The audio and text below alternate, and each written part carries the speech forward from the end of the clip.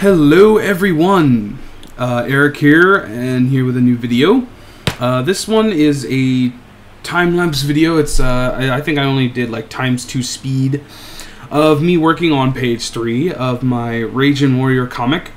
This is a comic that I plan on publishing and selling.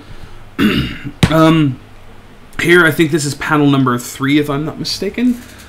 This is one that when I do my panels is I take small paper that I've cut up. I take about a normal size sketch paper, fold it in half. I think they call it they used to have funny words in school the way they explained it with hot dog and hamburger.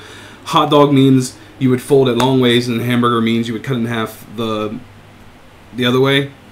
So you're holding the paper up and then you'd fold it downward.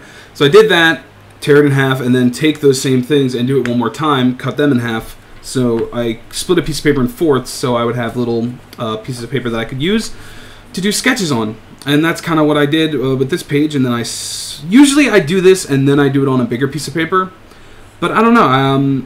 I did the sketch and I liked it so much that I just threw it on there. In this video, though, the only layer you see me working on for most part is the ink layer, and then a separate sketch layer I put over top of the thumbnail layer, which I used to kind of I quickly did that because the thumbnail was a little too rough, so I went over it again to kind of fix it. Here you can see I was having a little issues trying to get the eyes pupil a little accurate. I'm actually kind of happy with how this came out. It worked out a little nicely. It looks nice. You can also see the other two panels that I kind of... On the second panel, I went a little crazy with the toning to get the effect of the sun rising and also the water itself, which I hope I produced good enough. But here you just see me inking his face. I'm using the Maru brush, as you can see. This is Manga Studio,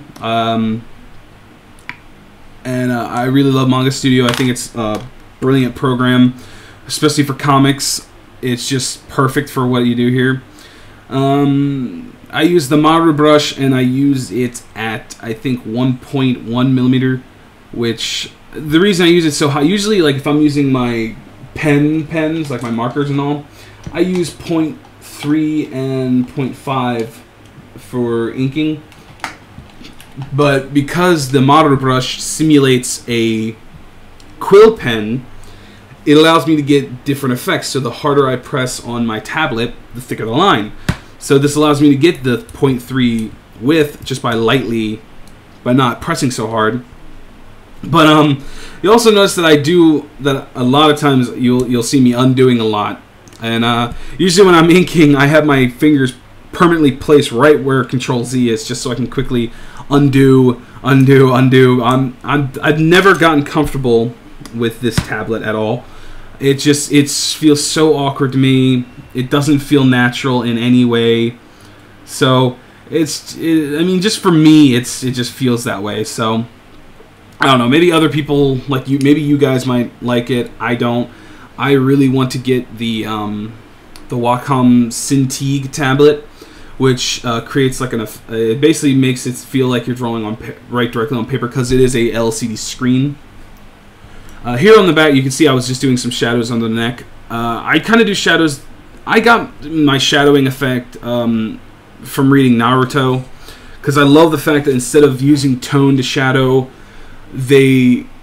or using thick black lines, they literally just like outline and then fill in with just lines. Like they literally just use the line effect, which I love doing that now. So that's kind of what I do here. And I also, you will see that some of my detailing effects I get from inspiration from like Mike Mignola, who, whenever you see his artwork, you see these random bits of lines that just seem kind of out of place, but they just seem to look right. And that's kind of what I do. As you can see with just the blue behind, you can see that I did like random lines in the hair, and in the clothing you'll see that there's like kind of like random scatter lines there, like you saw there. I just like the way that looks. I think it looks nice. It gives the effect it gives like the illusion that, hey, maybe there's a fold there, maybe that's just a line for the hair, or depending on wherever it is. Even on the mountain, in the first panel, I just put these like random lines after I put the main lines. I just put a couple random ones, and it fills the effect. So it just seems to work. Oh, and then here you're seeing me. I listened to Pandora a lot just because I like the music in here. I was trying to figure. For some reason, the music lagged a lot because when I'm recording, I guess it eats up a lot of space, and then the freaking music starts jumping, and I hate that. But oh well. What you gonna do? As you can see, tone starts to get a little weird looking after a while, but you know, just because of the recording. But it looks fine in the final product, so I don't know. As you can see here, I'm adding the lines now. Just little random bits here and there, just to make it look like a shirt or look like a kimono. But there you have it. That's kind of the finished piece in there. I'm just trying to adjust so you can see the whole thing. As you can see the upper corner, I actually changed that the tone effect actually on the top thing. I switched it so that the tree had tone instead of the top. But there you get to see the final product, and I want to thank you for watching. I'll be back with more videos soon. So thank you and bye.